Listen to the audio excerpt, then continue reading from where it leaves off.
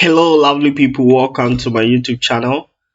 In this video, I want to teach you how to apply for Chinese government scholarship yourself without using an agent. All you need is an internet and your computer. So, in my previous videos, I made videos about the documents needed and how to search for schools that offer the programs you are looking for. So today I want us to talk about the documents needed for applying for scholarship in China. The documents are so important before you can apply to any Chinese university. If you don't have all the documents needed, you can apply, and if you mix even one of them, you will be disqualified. So let's get started. So we can see this is the scholarship portal, council's portal, and we have list of documents for Chinese government scholarship. So number one, they talk about recommendation letter. Recommendation letter is any letter you can get from professors, your teachers, or noble person. If you are applying for masters or PhD, make sure that you get a recommendation letter from a professor or an associate professor. If you don't get from these, you will be disqualified. So here they've talked about the details of how to get the recommendation letter. I think they've even given a sample of recommendation letter, how it should be. So from this page, you can get a sample of how the recommendation letter should be. So we can see letter of recommendation, template, DSL, whatever. So you can see how it is written. So they've given several samples for you so that it will be very easy for you to write. So all you have to do is just write yourself. From this sample, you can write very nice, then you send to that person to sign for you or anyhow. But keep in mind, if you're a master's or PhD student, you have to get it from a professor or an associate professor. If you don't do that, you'll be disqualified. So try to get two recommendation letters. Number two is foreign physical examination from China. When we talk about foreign physical examination from China, it's talking about medical checkup. Before you can come to China, you have to be very healthy. If you have any health illness, you can't come to China. Even if you come to China, you'll be deported back, you'll be sent back. Yes. So please make sure that you are very healthy. So with this physical examination form, you have to go to hospital, and we have the physical examination form sample. You have to do several laboratory tests. Several laboratory tests. Okay, they said download foreigner examination form. So let me download it. So this is the foreigner physical examination form. We have your name, sex, birthday. These are just your information, but these are the tests you have to check in the hospital. Typhoid fever, polio, whatever, all these diseases, you have to check them. You have to go to hospital, the doctor will diagnose you, check all these things, make sure that you are healthy. Your eyes, spine, chest x-ray, and all those stuff. One thing I've noticed is most people only fill them wrong. They just fill right informations there, then they come to China with illness or sickness. Trust me, when you come to China, within the first week, you'll be sent to the hospital and they'll do medical checkup of you. They'll check everything. If you have any kind of disease, you will be deported. You will be sent back. So please note, don't waste your money if you have any illness. I'm just sorry you can't come to China. But if you have any illness, you will be notified. Most of the disease that they would straightly deport you is one is hepatitis B. If you have hepatitis B, HIV, and all those types, and several diseases. So this is so important. We can see AIDS here, whatever, and make sure that the physician will sign, date, and everything. So please keep that in mind. That is the foreign physical examination form. Another important document is study plan. So you can see how they have arranged the documents. They are very important in terms of this order. We have study plan. Study plan is all about your purpose of coming to study. What do you want to study? What do you want to study? The language I say, it's all about what you want to study. What you want to study, the purpose of study, your academic background, where you study from, the results you had, and yeah, the results you had, your personality, and why China.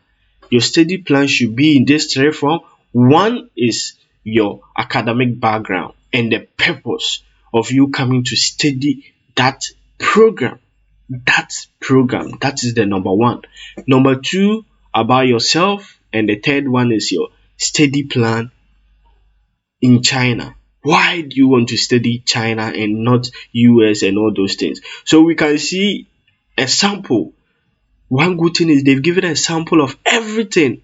So the study plan, this is, I have completed undergraduate study electrical engineering from whatever university, Pakistan, in March 2022 with GPA. You see, so you can go through this, read them very well, and get every detail. You can use this as a sample to write your study plan. Study plan is so important. So important. I was surprised when I got my scholarship.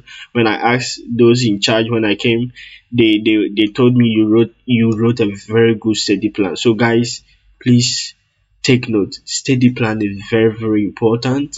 So you get that. We have motivation letter. Motivation letter is not that important. It's optional. You can either have it or not. But the most important is study plan. Motivational letter is CV. Having a CV is so good. It summarizes everything. If you can go to Canva, you make a very nice presentable CV, and there you go. So this motivation letter is all about having a CV, making a CV. And we have English proficiency certificate. English proficiency certificate. Actually, if you are from any English speaking country, for example, I'm from Ghana, and in Ghana our official language is English, so we don't need any English proficiency certificate. But if you are from francophone countries, French countries, other countries who do not have English as your official language, you need English proficiency certificate. So take note, this is so important, because if you come to China, most of the programs are offered in English. About 90% are offered in English, and you have to make sure that you can speak English. So get that. We have the next one, which is acceptance letter. Acceptance letter, this is especially for masters and postgraduate students, masters and PhD. Actually, this is optional. If you have this, it's very good. Acceptance letter is all about having a professor in your university, the university you are about to go.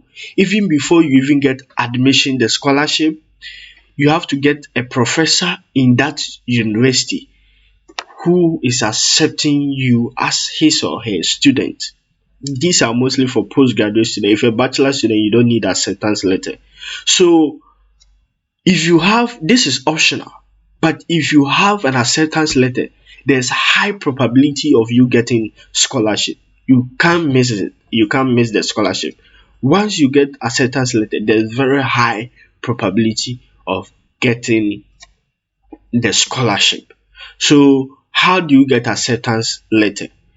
If you want to get acceptance letter, for example, if you want to offer pharmacy, then you have to search the professors in that university who are in pharmacy department, and most especially your field, the program you want to offer.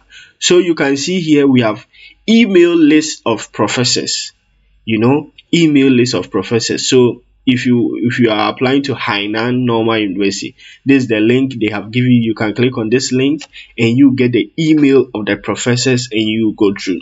I don't think they have all the universities here. These are mostly the top universities in China, but then we have a lot. But then once you have known the university you want to apply to, you can just type on Google, and if you're lucky, you might get the website of the school.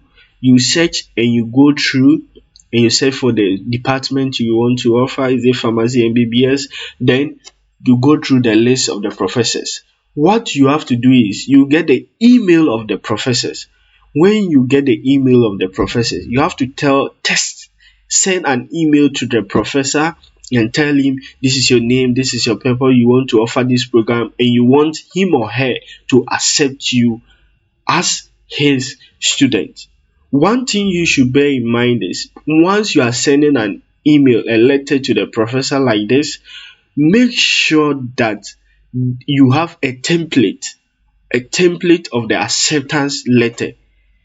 So you write the acceptance letter already and tell the professor. So all the professor have to do is to what?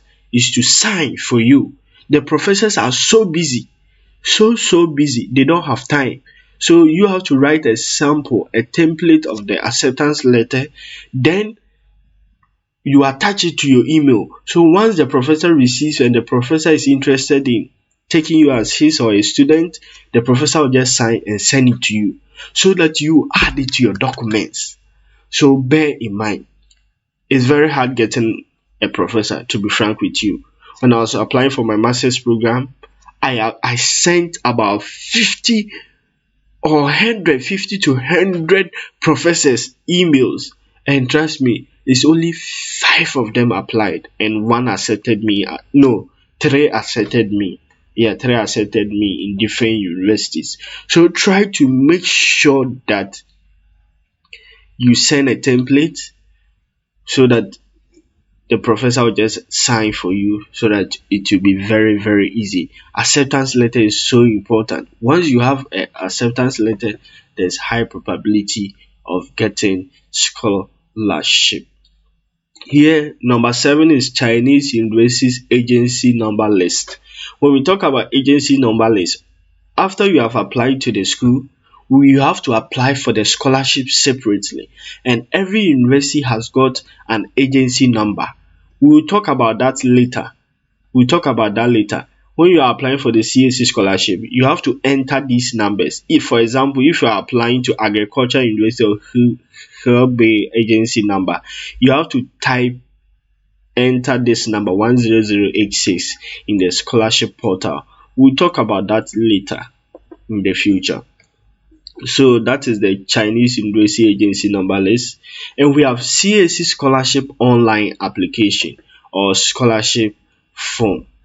Actually, after you have applied to the university, you apply to the university, and 2, you have to apply for the scholarship separately. The school have to admit you, accept you, and 2, you have to get the scholarship. So this is the Chinese Scholarship Council, Chinese Scholarship online application form. How to apply that, I'll make a video about only that, how to apply for the CAC scholarship online application. We'll talk about that in the future, so stay tuned. And university online application, we have notary attestation. Attestation is not attesting to your documents that they are genuine and they are original. So actually, when you have stamps on these documents, they are okay. And make sure that you authenticate all your documents. And number 11 is research paper topics. When you apply, these are for postgraduate students. If you apply for postgraduate programs and you have a research paper, a published paper, you have high probability of getting your scholarship, very high probability. So research paper topics, so the papers you have published, actually they don't just need any draft or something. If you have published paper, that is what they really need. But you can just write any research paper about the program you want to study, you want to offer. Yeah, you can apply, you can write anything as a draft that you are yet to publish that, and I think that is cool. So this is the Chinese government scholarship, how to apply that, which I said we'll talk about that in the future. So next is research proposal. Research proposal is almost like study plan. If you have study plan, you don't need research proposal. Yeah, unless your professor asks or requests for that. The next is CV format, how your CV should be. So if the CV format should guide you. So it is giving you all details. So if you want, you can download the CV of what others have done already, and you are there to go. Let me open the CV. So that is it. So this is a template. You see, this is a template that they have provided. So all you have to do is what? Enter all your informations, your name, your picture, and everything. You get it? So it's so easy. You just enter your name, edit everything, and you have your nice CV for your scholarship application. For your scholarship application. So that is CV format.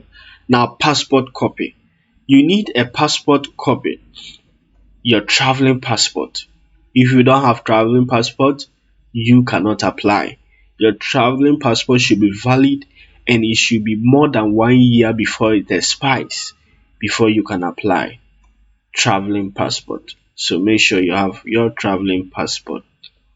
And Chinese student visa, this one you don't need it. Once you get admission and your visa document, you can apply for this. This is after you have gotten everything, experience, education, achievement. So this one will also help your application. If you have any achievement, these are something like if you are good at athletics, if you are good at games and all those things, that will also make your CV very nice.